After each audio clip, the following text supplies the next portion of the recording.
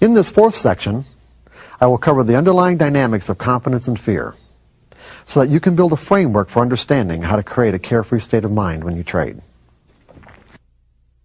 Okay, the next section that we're going to get into is exploring the dynamics of confidence and fear.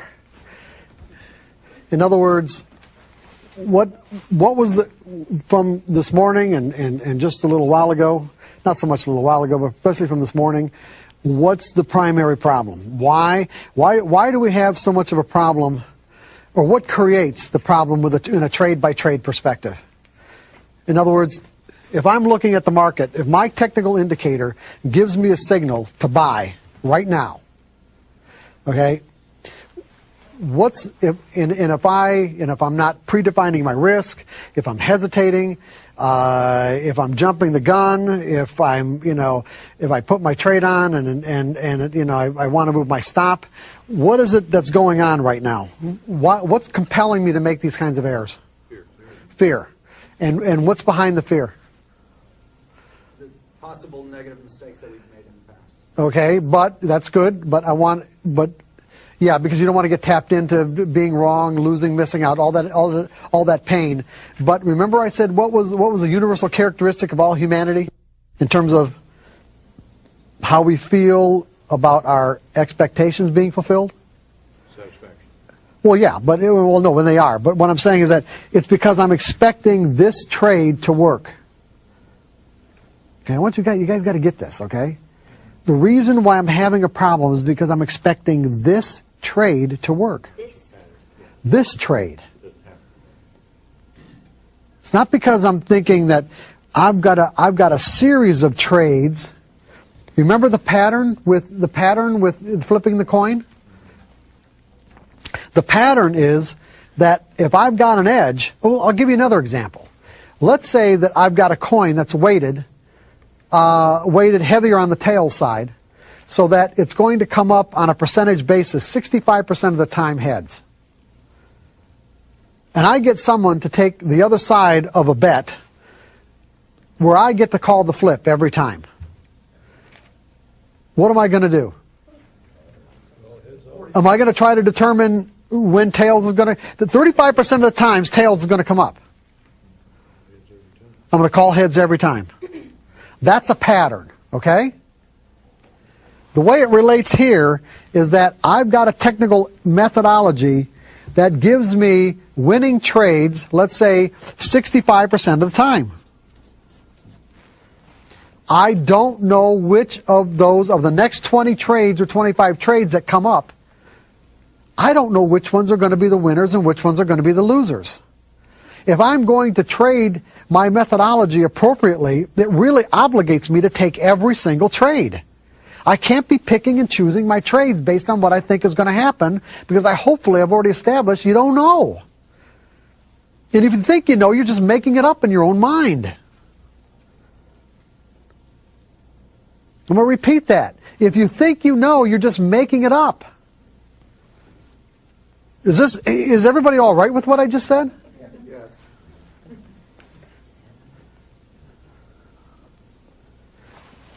And so it obligates me to take every single trade that comes up, because I don't know which ones are going to be the winners and which ones are going to be the losers.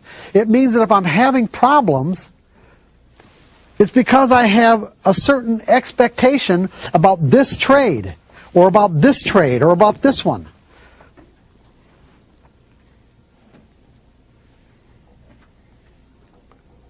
So what if I'm expecting a random outcome? What if I change my expectations? Will I feel differently about it?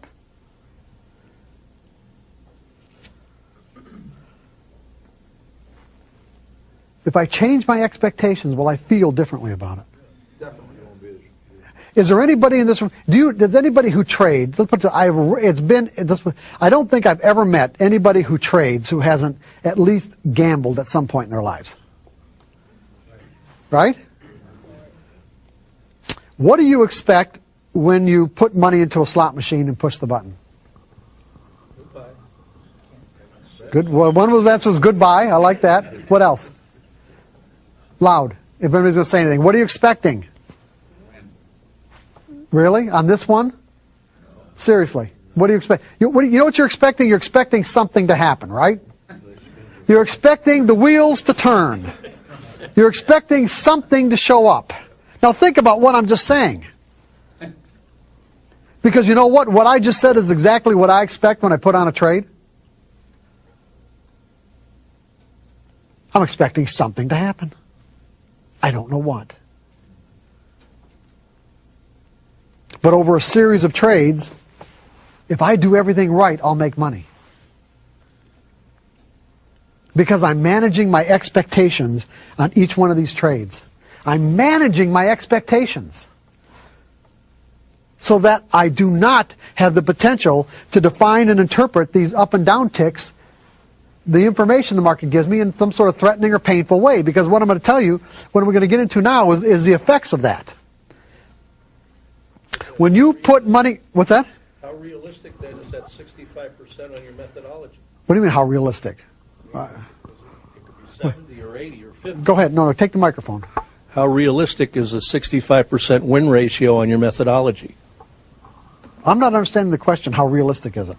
Well, if you can't go by any individual specific trade, but you say over 20 trades, you can say you expect to win 65% of the time. Correct. They're based on past performance. Okay, but then again, looking at over any individual 20 or 50 sample, how realistic is maybe that 65% saying that that's a real number? I'll find out. I don't know. I don't know. How will I know? How could I know? I'll find out. That's why you trade in sample sizes that are limited. In other words, I don't make an assessment of how well it's working until after the end of a sample size. If at the end of a sample size, I get a high enough percentage of winning trades where I'm satisfied, then I'll take another sample size. If I don't, then I'll find ways to tweak my indicators to improve my results. So if you're to say, how realistic is it? I have no idea of knowing what's going to happen in the future. And when you get right down to it, it is possible. Would it not be possible for me to start a sample size that trade won and end up where every single one of them was a loser?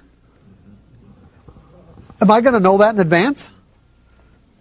And see, and that's where paper trading is so critical, is that by paper trading, you will get a realistic assessment as to how well your edge works. And people have no problem paper trading. They'll paper trade to find out if their methodology works and to gain confidence in it. It's the other part that they won't participate in, meaning that they won't take a similar exercise to see how well their own psychology matches up to what they need to do to be consistently successful. In other words, to set up an exercise. Paper trading is an exercise, is it not? It's an exercise in developing skills, in understanding your methodology, is it not? So wouldn't it be just as reasonable to set up an exercise to learn how to execute properly, so you manage your expectations? What do you consider a proper sample size? 20, 25 trades. I don't think it has to be more than that. I really don't. If it's not working within 25 trades, then there's something you're going to have to change. Okay, so it's all about our expectations. When I put money into a slot machine, I'm expecting something to happen. If it comes up a loser, do I get all worked up about this? Does this tap me into my accumulated emotional pain of every time I've been wrong and lost in my life? I mean, look at it. There are people who trade and because of their expectations, make every error in the book and can't make consistent money. And the reason why is because of because of their expectations. And yet, if they put money into a slot machine, where essentially the only difference between technical trading and a slot machine is the fact that with a slot machine, you have to put your money in first and then wait for a pattern to emerge. With technical trading, you have to wait for a pattern to emerge and then technically put your money on the line. The problem is, because the way our minds think, we think that because the pattern emerged, that somehow or another it's giving us an edge on that particular individual trade. And there's just no way of knowing that. But over a series of trades, it does. So it's like technical analysis gives the individual the availability of being the casino. Technical analysis lets you own the slot machine because you've got the odds in your favor. The casino makes the slot machine available to us because they've got the odds in their favor. But to derive the benefit of those odds, you have to be able to execute properly. And you have to think about this properly. It is just a numbers game based on the odds. That means that you can't put an extraordinary amount of significance on each individual trade.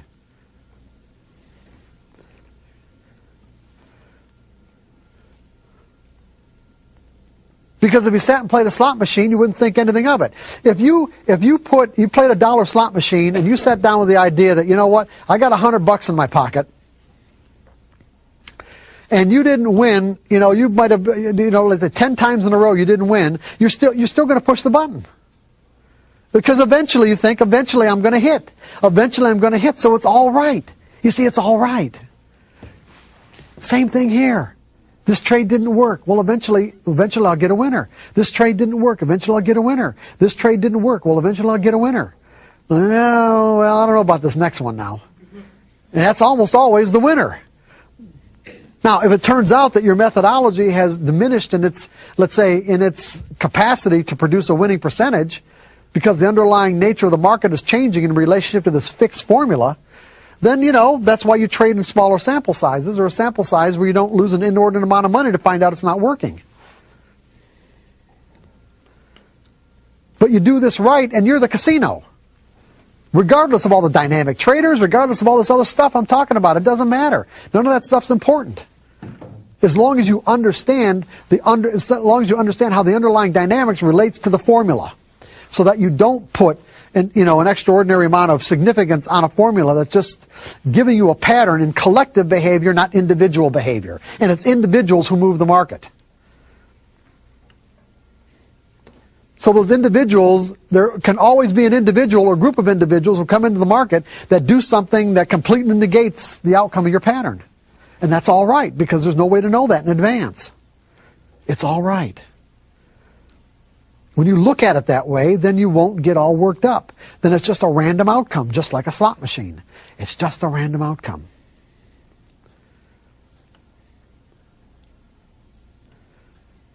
Because that's what you're expecting. You expect a random outcome, you got a random outcome, and there's no emotional significance.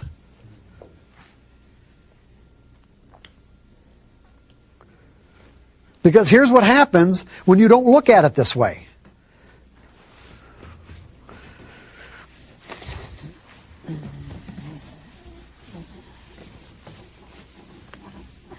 Let's take a typical trader who's operating out of the 4 fears.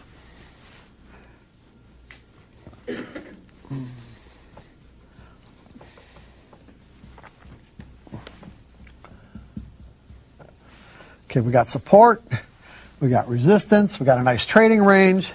The market's coming down to support. Okay? Now, the typical trader operating out of those 4 fears, the fear of being wrong, the fear of losing money, missing out, depending on the intensity of these fears in a given moment, he might have a hard time putting that trade on. Right? He's got a viable pattern. All that happened here is that when the market, he had an imbalance in conviction. Remember, all price movements are a result of an imbalance in conviction. The markets came down to this point right here. There wasn't one person in the world, not one, I'm going to say this, not one person in the world, in the whole world, that would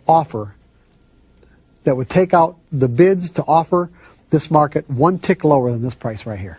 Not one. Okay?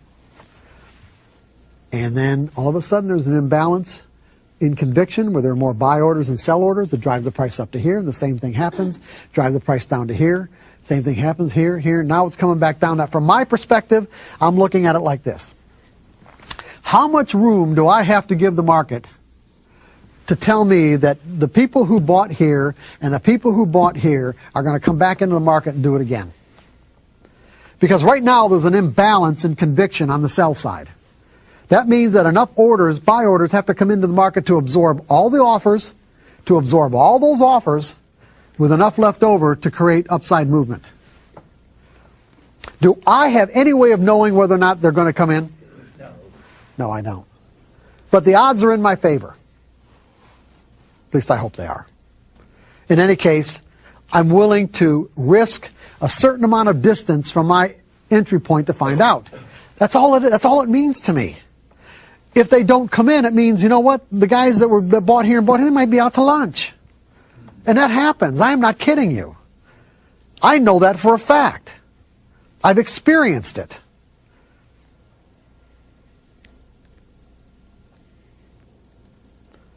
Because I intimately knew, a lot of the big traders in certain markets that would buy here, and I'm thinking, okay, they're coming back in, and they were out to lunch. Say, hey, where were you guys?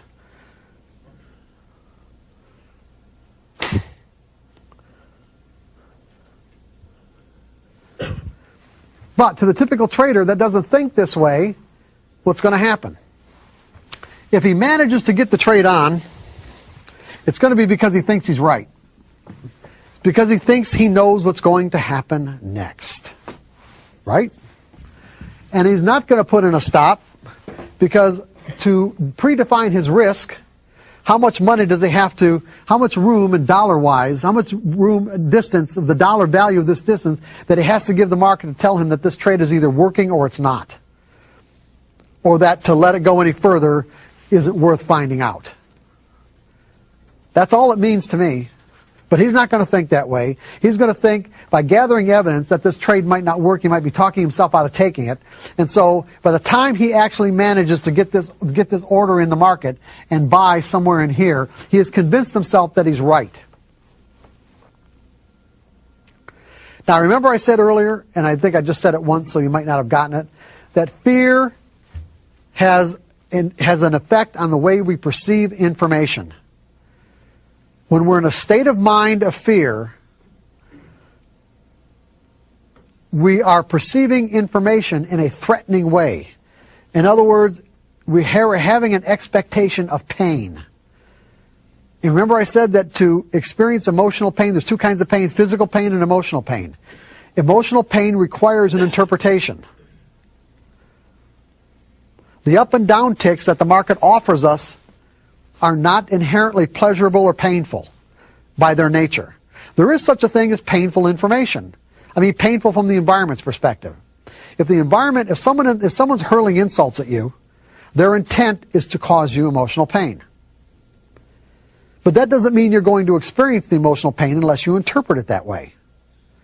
If they're hurling insults at you in a foreign language that you don't have the slightest idea about what they're saying, it may look to you like they're saying something that isn't so nice, but then again, you don't know what the words are, and so what do you feel? Nothing. The interpretations come from our beliefs. The interpretations come from our mental framework. In other words, the pain's already inside of us. All the words are doing is tapping us into it. Once we learn how to manage our interpretations, we can manage the way that we feel.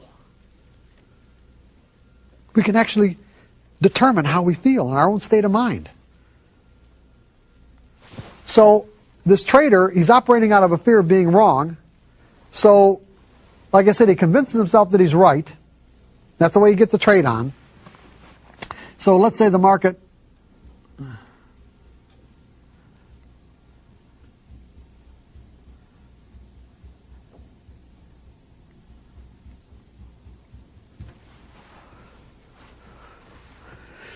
Now, I said that fear causes us to focus on the object of our fear so that we end up creating the very experience we're trying to avoid. This trader is trying to avoid being wrong. Now, we have self-protective mechanisms. They can work at an unconscious level. There are mechanisms inside of us that will protect us from information that we perceive as threatening. It causes what was typically referred to as perceptual blindness. where there are things going on around us that we cannot perceive, even though we have the ability to perceive it, but we're being blinded from it.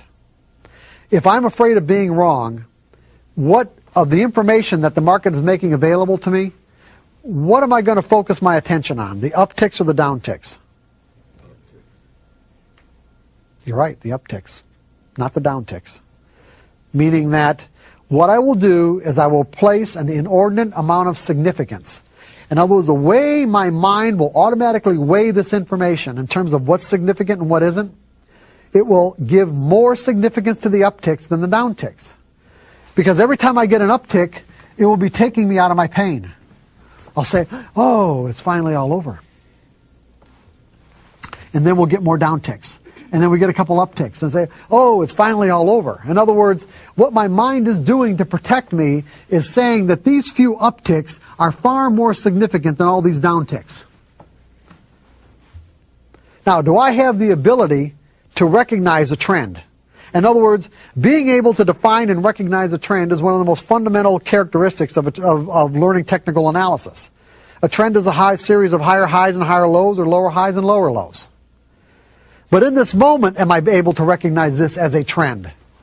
No, because I'm too focused on getting myself out of the pain, which means that I'm focused on these upticks. Now, our traders operating both out of a fear of being wrong and a fear of losing money. Now, what ends up happening is this, is that if this were to represent all the negative energy inside of his mind of what it means to be wrong,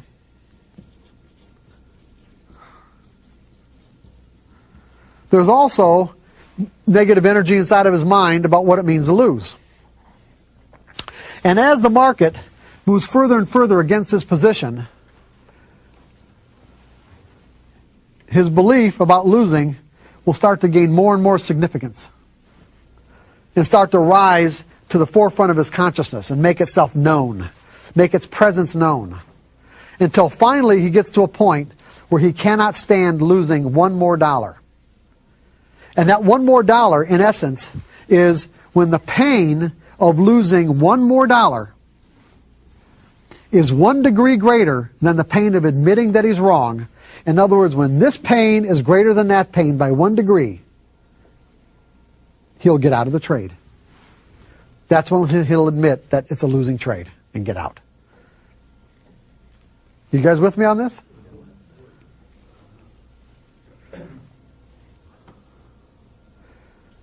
Now, he would say that the market did this to him. But what I'm saying is that is blatantly not the case. His fear did that to him. He created the very experience he was trying to avoid. He was trying to avoid being wrong, and he made himself wrong. And ultimately, this is always the spot where the market, where the market does that anyway.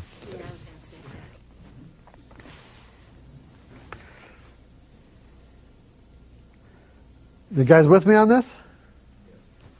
Okay, now, this trader gets out of this trade right here. He looks back at this chart pattern, and why didn't I just go short? Why didn't I just go short?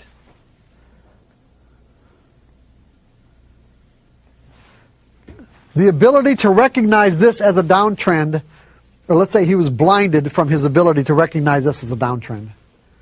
The distinction existed inside of his mind. In other words, he can actually make the distinction of what a downtrend is. But in that moment, while he was in that trade, he was blinded to his own distinctions.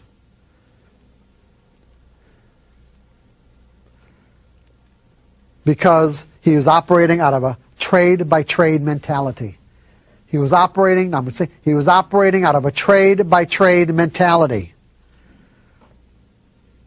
This trade took on the significance of life or death, just like any other trade that he puts on does. And to be a consistently successful trader, it ain't going to happen if you think that way. The pros don't think that way. Determine your risk. It either works or it doesn't, and go to the next trade. Determine your risk. It works or it doesn't, go to the next trade. That's all it is. That's the whole game.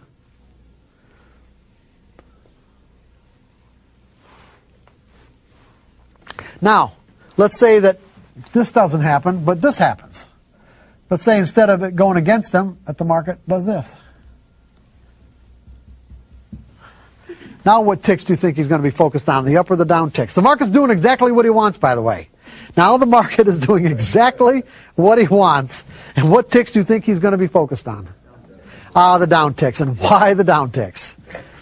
Because he's been in too many times of trades where the market has taken away his profits.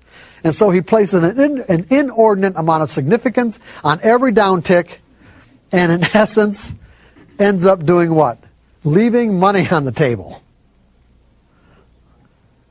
So what he does is, let's say he gets out right here, so he cuts his profit shorts and lets his losses run.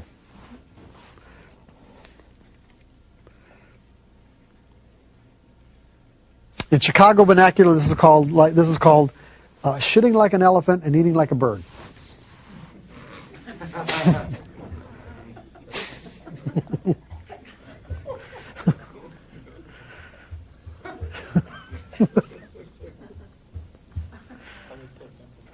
What's that?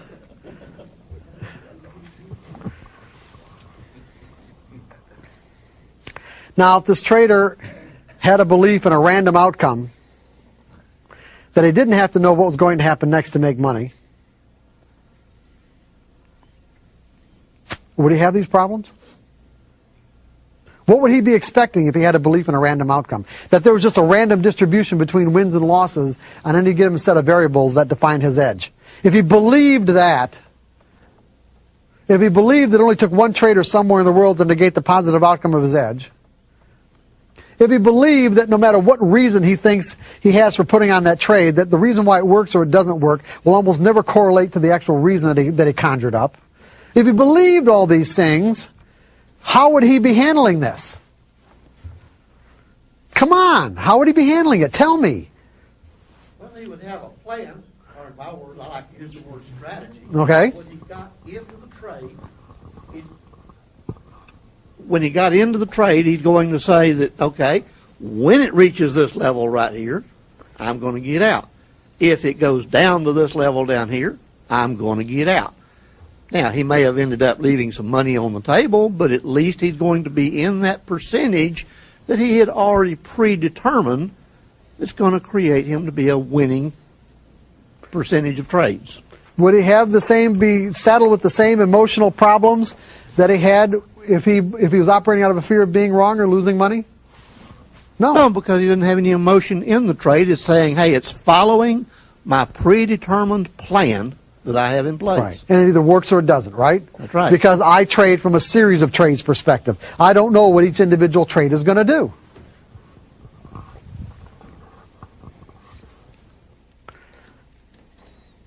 This is the way the pros do it, by the way. This is thinking like a pro. You want to make consistent money, this is the way you're going to have to think. Otherwise, you already know what the problems are.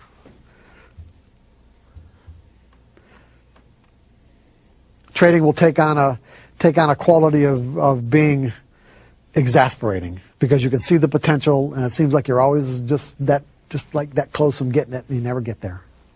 How we feel, our state of mind in any given situation is always real and the absolute truth. Now, I want you to make a distinction here. At any given moment, we're in a state of mind.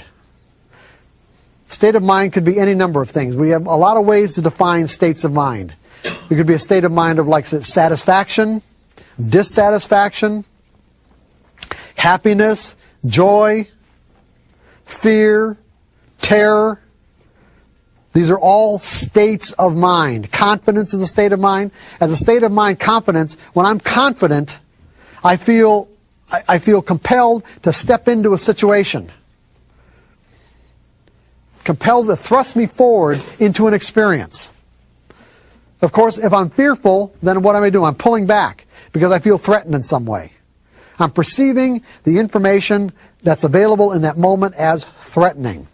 But you got to remember, for me to perceive it that way, it means I'm interpreting it that way.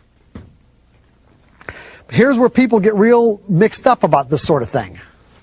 Is that the state of mind that we experience in any given moment is always the absolute truth. You can't deny the fact that if I'm feeling fearful right now, then I'm feeling fearful. That's just the way that it is. I'm in that state of mind. The particular interpretation that got me into that state of mind, however, could be completely dysfunctional. You guys with me on this? The interpretation that comes from what we believe could be completely dysfunctional. You see, as passive technical traders, if we believe that somehow or another our methodology is telling us what's going to happen next on any particular trade, the reason why we're having problems is because that is a dysfunctional belief. It was never true.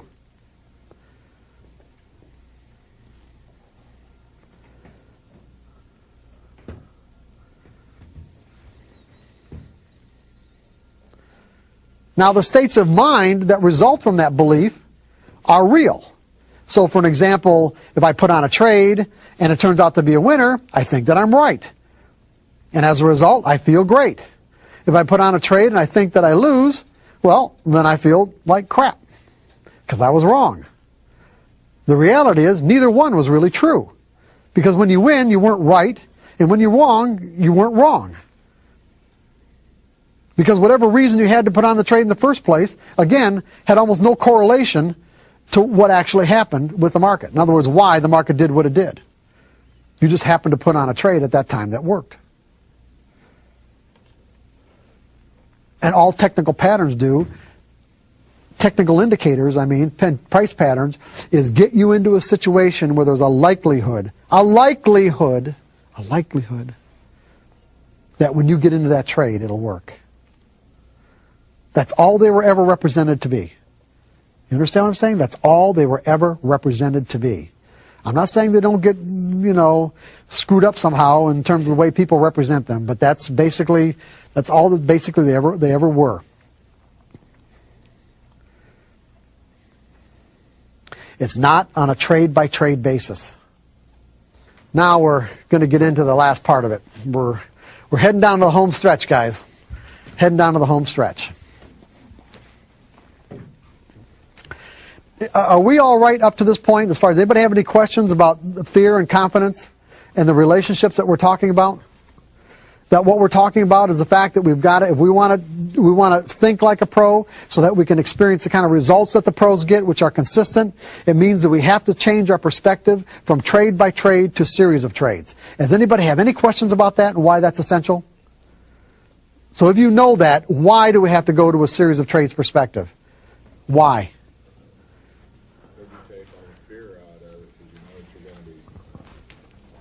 Well, hold on one second, sir.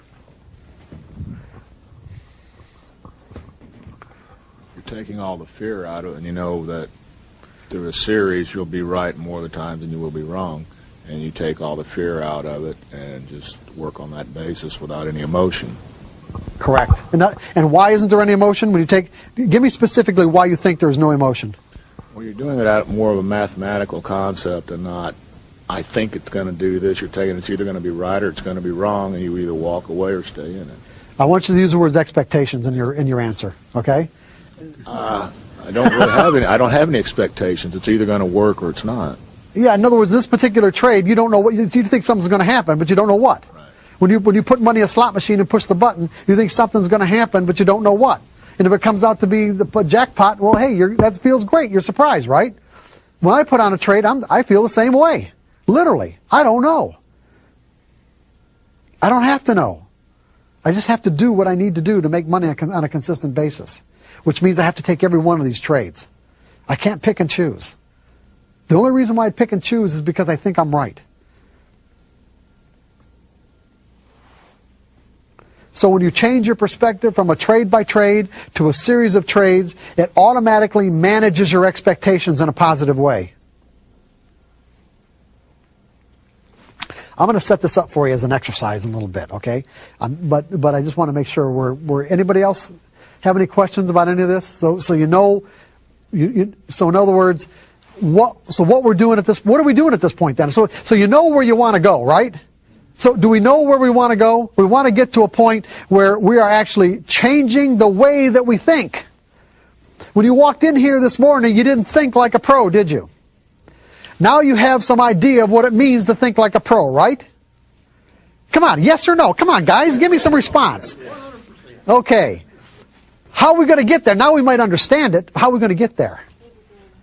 Well, the paper trading, yeah, well, yeah, sort of, but yeah, I'm not saying you just have the answers. I'm saying we got to have a way to get there, right? We have to have a series of steps to be able to get to this particular mindset, because what we're really talking about here is we're talking about changing the way that we think.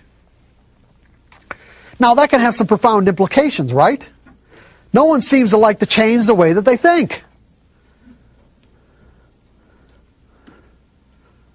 Most traders have to go through the process. Remember this morning, the common thread between all traders who end up, being really successful is that they end up having to lose one or more fortunes, or what they defined as a fortune, to get to that point. It's because the process of losing caused them to change the way that they think about trading. Now, do you want to do this the hard way, or do you want to do it the easy way? Easy way. Okay, I'm getting some response here. Good. The easy way, right. We want to do it the easy way. So this is what this is all about now. This is what the last part of the workshop is about. Is about doing it the easy way. Hard knocks. What's that? Hard knocks. Right, there you go. How do we change? Oh, that's a good question, right? That's a real good one. How do we change? A lot of theories. A lot of techniques about it, a lot of theories on techniques. As far as I'm concerned, change is really a function of, well, you can break down to a series of steps, but really change is really a function of desire. When you get right down, remember how we took price movement and boiled it down and distilled it down to simply what? Price movement, all price movement is a function of what? Imbalance and conviction between buyers and sellers. All change is a function of desire.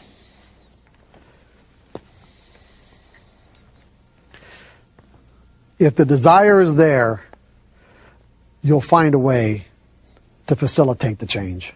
And it really doesn't matter what the technique is. Honest to God, it really doesn't.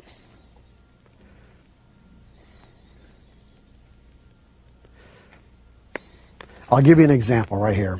Probably one of the most extreme examples I could come up with. You can, by the way, what I'm going to read you right now, I got off of Yahoo. And you can go Google this kid and find out more about him yourself, okay? But as I read this to you, keep in mind how this kid accomplished this. Because the scientists that investigate this, they don't know. They can't figure it out. To me, it's easy. The kid's desire was so intense that he managed to find a way. This is Lincoln, Nebraska. Bryce Mellon is a whiz at video games such as Mortal Kombat. Is anybody familiar with Mortal Kombat? I'm not into video games, though. Well, not those video games anyway. Mortal Kombat, okay? Got some people? Is this a tough game? Yeah? It's challenging. Challenging, okay. In that regard, the 17-year-old, and he's a little older now, this was a couple of years ago. In that regard, the 17-year-old isn't much different from so many others his age. Except for one thing. He's blind. And as he easily dispatched foes who took him on recently at a Lincoln Gaming Center, the affable and smiling Bryce remained humble. I can't say that I'm a superhero, he said, working the controller like an extension of his body. I can be beat. Those bold enough to challenge him weren't so lucky. One by one, while playing Soul Calibur 2, which is another game, their video characters were decapitated, eviscerated, and without mercy by Bryce's on-screen alter ego. I'm getting bored, Bryce said in jest as he won game after game. Blind since birth, when his optic nerve didn't connect because of Leiber's disease, Bryce honed his video skills over the years through patient and not so patient playing, memorizing key joystick operations and moves in certain games while asking lots of questions, paying particular attention to audio cues. He worked his way up from games such as Space Invaders and Asteroids into modern combat games. I guess I don't know how I do it, really, Bryce said as he continued playing while facing away from the screen. Facing away from the screen. It's beyond me. I'm just quoting him. Bryce knows this much. He started playing at home when he was about 7. He enjoyed trying to play, but he wasn't very good at first. Said his father Larry, but he just kept trying. He broke a lot of controllers. When the questions of broken controllers comes up, Bryce flashes a smile and just shrugs. I used to have quite a temper, he said. Me and controllers didn't get along very well. Now we get along just fine. While playing Soul Calibur 2, Bryce worked his way through the introductory screens with ease, knowing exactly what to click to start the game he wanted. He rarely asked for help. Once the game started, he didn't need any help. How do I move? An exasperated opponent, Ryan O'Banion asked, while doing battle, which his character was frozen in place. You can't, Bryce answered before finishing him off. That's what happens. That's why I don't play him, O'Banion said after his blood-spattered character's corpse vanishes from the screen. How Bryce became so good is a mystery to his father. He just sat there and he tried until he got it right, Larry Mellon said. He can't ever complain to me or anyone else about how hard it was. Bryce hangs out any chance he gets at the Dog Tags Gaming Center in Lincoln, opened last month. Every now and then, someone will come in and think that he can beat the blind kid. That attitude doesn't faze Brian. I'll challenge them maybe if I feel like a challenge, he said, displaying an infectious confidence. I freak people out by playing facing backwards.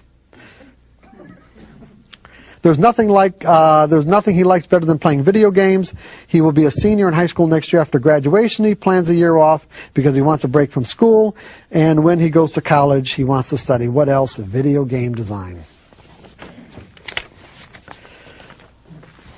This is just an extreme example, but I think a really good one, that all change is a function of desire. If you want it bad enough, you'll find a way to do it. If you want to be able to think in probabilities because you want to be consistently successful, you will find a way to do it. I'm going to give you ways, but what I'm saying is that you will find a way. If you don't, then it's that simple. You won't. It's like almost every, let's put it, the traders, when I was doing coaching, the traders that I worked with fell into the 2 basic categories. And there almost wasn't anybody in between. The first category would be traders who were already consistently successful. They already knew how to win, and what they wanted was fine-tuning. So they'd go to a trading coach like myself to find some really creative ways, let's say, to fine-tune themselves where they can actually make more money than what they were already making. And then the other category was desperation and I'll do anything. The I'll do anything. Everyone in between, no way.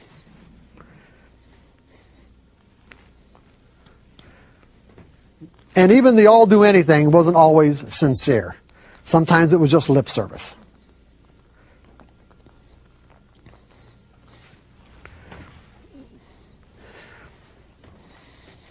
Change is also a function of the degree to which we change, is also a function of the clarity of your intent. In other words, you can have the desire, but your intent has to be really clear. Because when you think about the whole concept of changing, what you're really saying is that I'm willing to let go of a certain portion of my identity, in a way. Of some part of myself that, I obviously operated out of for X number of years or months or whatever, maybe put a lot of energy into, and you got to be willing to let that go. Is it even possible to change a belief? How about it? Is it possible to change a belief? Yes. I mean, it happens all the time, does it not? Yes. Is there anybody in the room who did not grow up, like this is just a simple example, a simple illustration. Is there anybody in the room who did not grow up with a belief in Santa Claus? Is it most everybody did? Just an example. If you believed at some point in your life in Santa Claus, where's that belief now? What happened to it? What happened to that portion of your identity? Because if we were all children, if we were all 4 and 5 years old, and someone knocked on that door and said Santa Claus is out in the lobby, we'd probably be jumping over each other to get there, right?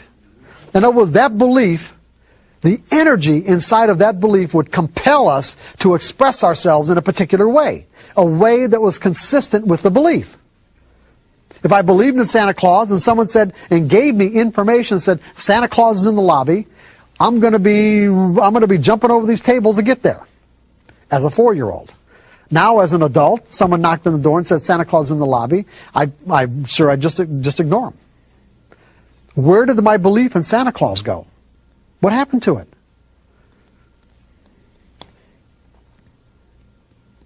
Just let it go. Yeah, I don't know the underlying. I mean, really, I can't say that I know the underlying dynamics of how that energy got transformed. But I can say it doesn't exist inside of my mental environment any longer in a way that would compel me to express myself like I did believe in Santa Claus. In other words, there's no more energy there. I can remember when I did believe it. I could say to myself, yeah, there's something, or maybe even something there even now, but not enough for me to go running out into the lobby. You can say before you walked in here that you might have had a real strong belief that whatever you used to determine your edge gave you that edge on a trade-by-trade basis. In other words, I wouldn't be putting on this trade if I didn't think I was right. Now you can say to yourself, are you willing to let that go? The only way you're going to be willing to let it go, to even generate the desire to let it go, is if you're really clear about your intent. Hopefully I've given you enough insight to be really clear about your intent as to why you might want to let this go. Because it's just going to create frustration. If you like trading on a random basis, then great. Then stay on a trade-by-trade basis. And trade randomly, because it is fun. You'll win, you'll have winning streaks, but I can assure you without a shadow of a doubt that you trade randomly and you are setting yourself up for catastrophic losses. Because anything you do could result in a win, and most of the things people end up doing are just the kind of things that set themselves up for a catastrophic loss. Because you are reinforcing inappropriate behaviors. On a trade, when you trade randomly on a trade-by-trade basis, you are reinforcing inappropriate behaviors. Those inappropriate behaviors, namely, are not predefining your risk is the biggest one. You get into a trade, you don't predefine your risk, and you win. You're going to do it again. You're going to do it again until you get hit with a huge loss.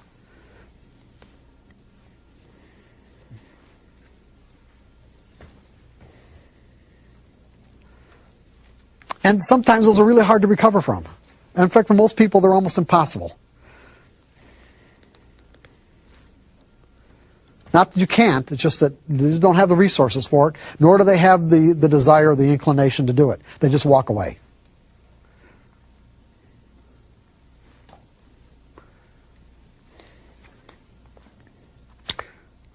Are you relatively clear about why you would want to do this? Why you'd want to go from a trade-by-trade to a series of trades perspective?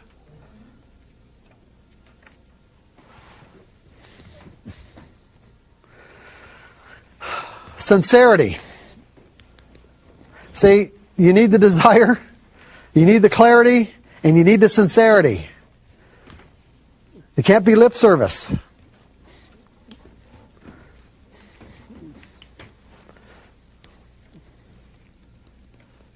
It has to be real.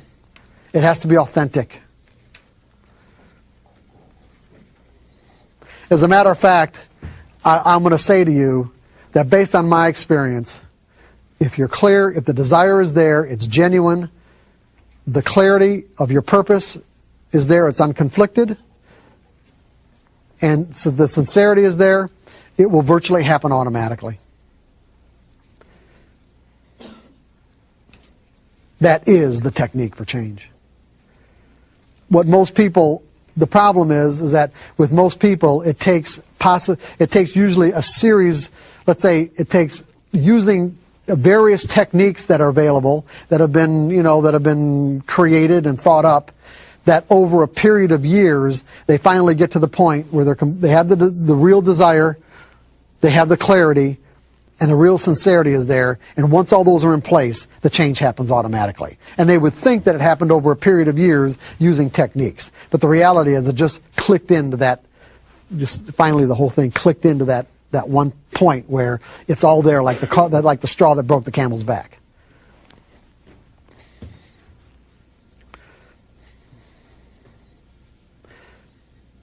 I mean, a good example would be about what I'm talking about in terms of how clear you have to be in some cases, because some of the energy that you want to move out in terms of a conflicting or dysfunctional belief, it could be really strong energy. I mean, it could be pretty substantial. When you think about it, I mean, there are traders that I worked with many years ago especially that were really, I mean, hardcore technicians. I mean, these are really hardcore guys that just, I'm not even going to mention the techniques they use, but, it's like, well, I'll get like Elliott wave casualties. I mean, there were guys that were just, there was a time in the late 80s and early 90s where a lot of my off-the-floor traders were what I call Elliott wave casualties. And, and because these are guys who just, who love to analyze. And, when they start understanding the difference between analysis and execution and also the underlying dynamics of the market, it's like they had to get to a point where the realization that they'd spent 10 years or 8 years and thousands or tens of thousands of dollars on analysis and workshops and seminars when none of it was, or very little of it was really necessary. I mean, they had to reconcile all that stuff, and that wasn't an easy thing to do. That wasn't an easy thing to let go of. It wasn't an easy thing to say, okay, it was all right. I know what I need to know now, and,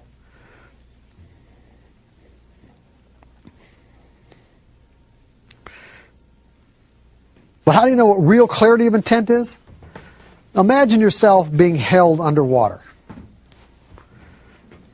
Imagine yourself being held underwater. And as your air starts to run out, second by second, it gets to the point where you believe that if you don't get a breath of air right now, you're going to drown.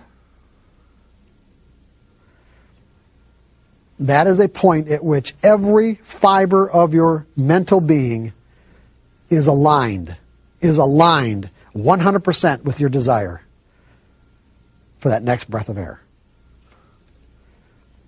There's no conflict.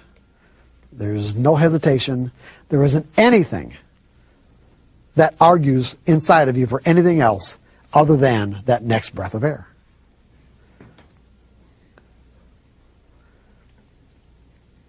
If you want to make money bad enough, in other words, if you want to be able to make the kind of income that you can rely on as a trader, then your desire to switch to this series of trades approach has to be greater than any resistance that you might have to stay in a trade-by-trade approach. Does this make sense? Absolutely. It does.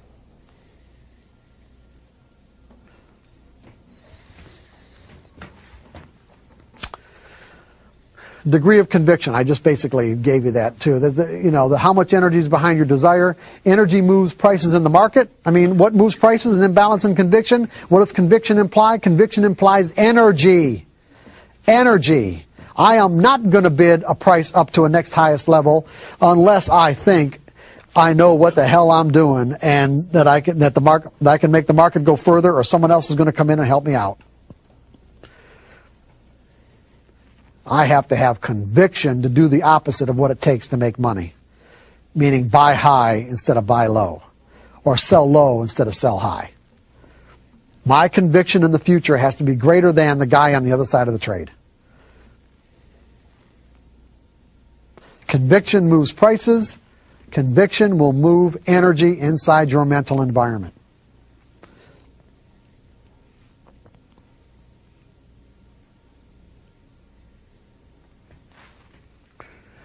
Focused thought will move energy out of dysfunctional beliefs. And that's basically what we're talking about. We're talking about clarity of intent, desire. That is focused thought. You know exactly where you want to go. You want to get to the point where you believe that there's a random distribution between wins and losses, that anything can happen, that you don't need to know what's going to happen next to make money. And that's the big one. I don't need to know what's going to happen next to make money. If you understand the benefits of installing those beliefs inside your mental environment as a core component of your trading personality, then you will find a way to do it. I'm going to give you away, but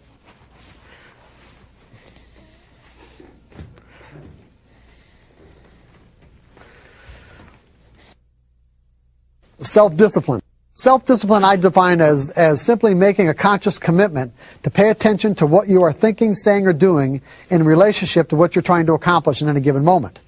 In other words, if, for an example, I have a goal or a desire or an objective, a desire to transform myself into someone who can think like a professional trader, someone who thinks in a series of trades perspective, someone who believes in the random distribution between wins and losses in my series, and I also know that, I may have any number of conflicting beliefs that I've acquired over the years that say otherwise, that say, even though I'm aware of the benefits of this, there's all these other beliefs that say this isn't true.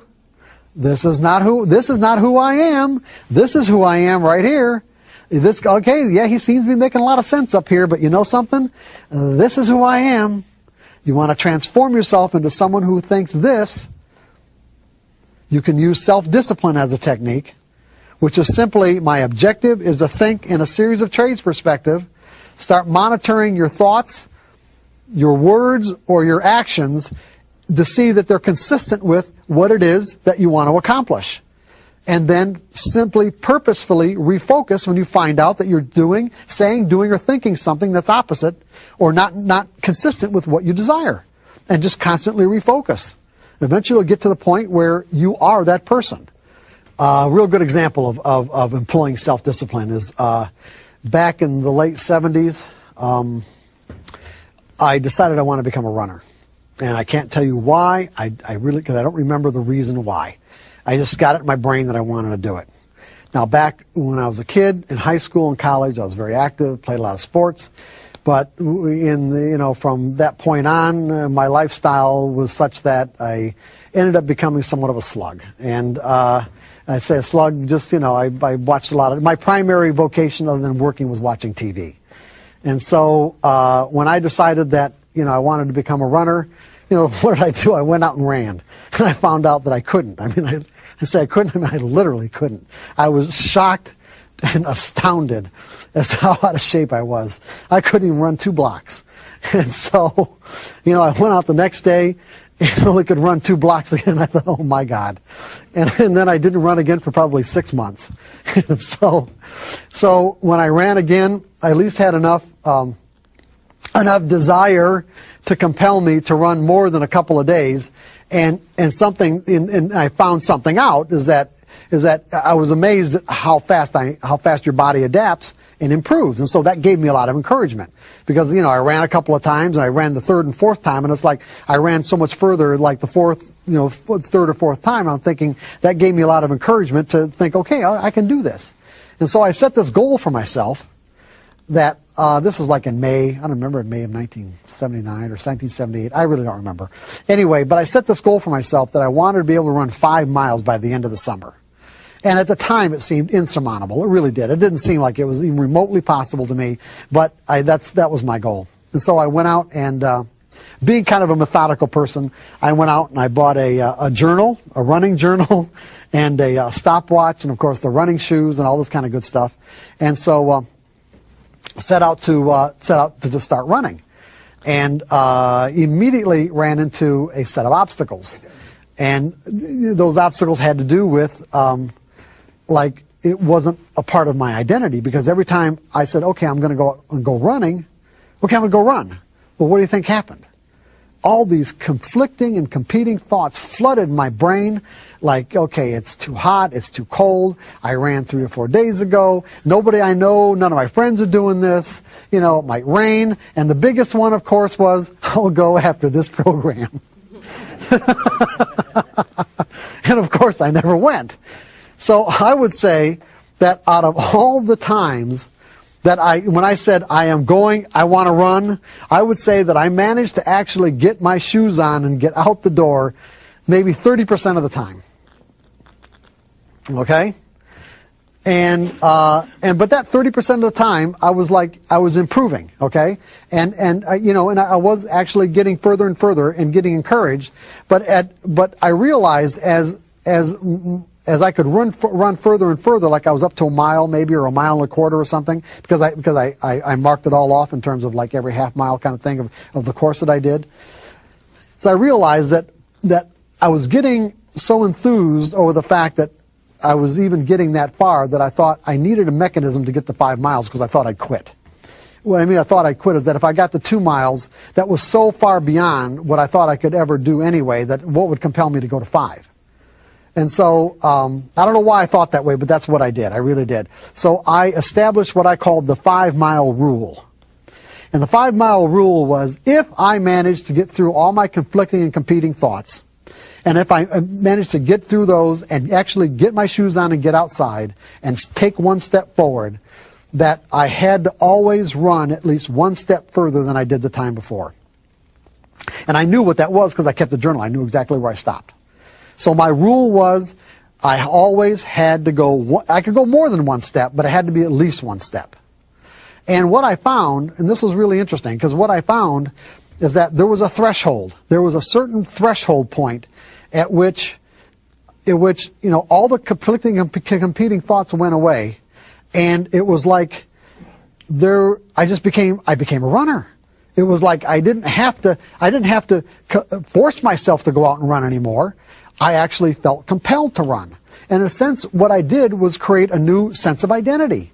Like some people might call it a habit or whatever. I just call it a new sense of identity. I actually established a belief that said,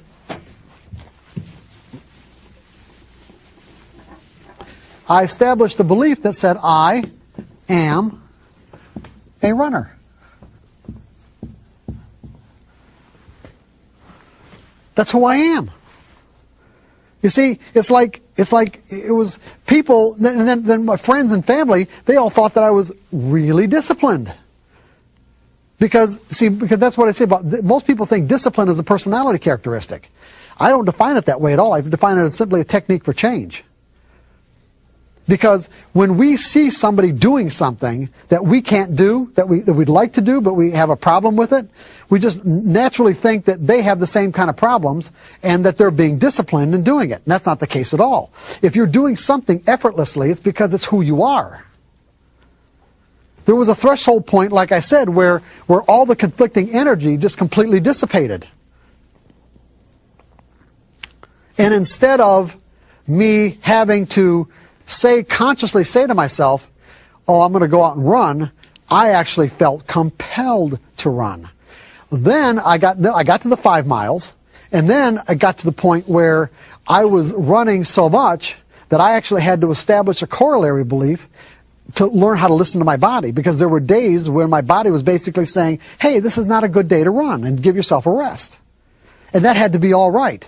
But for a while it wasn't, because when you start injuring yourself, then you know you're overdoing it. So I actually had to establish a belief that it was all right not to run. So it went from conflicting and competing thoughts to, this is who I am. And now it's effortless. Completely effortless. There's no conflict at all. That's what you're going to have to learn, or that's what you're going to learn how to do with your trading. You're going to learn how to put on a sample size of trades where it becomes completely effortless, where there's no conflicting or competing thoughts about what it is that you're doing and why you're doing it. It wouldn't even occur to you to make the kind of mistakes that you typically make now. That's what you want to do. You want to get to the point where it doesn't even occur to you. It doesn't even enter your brain.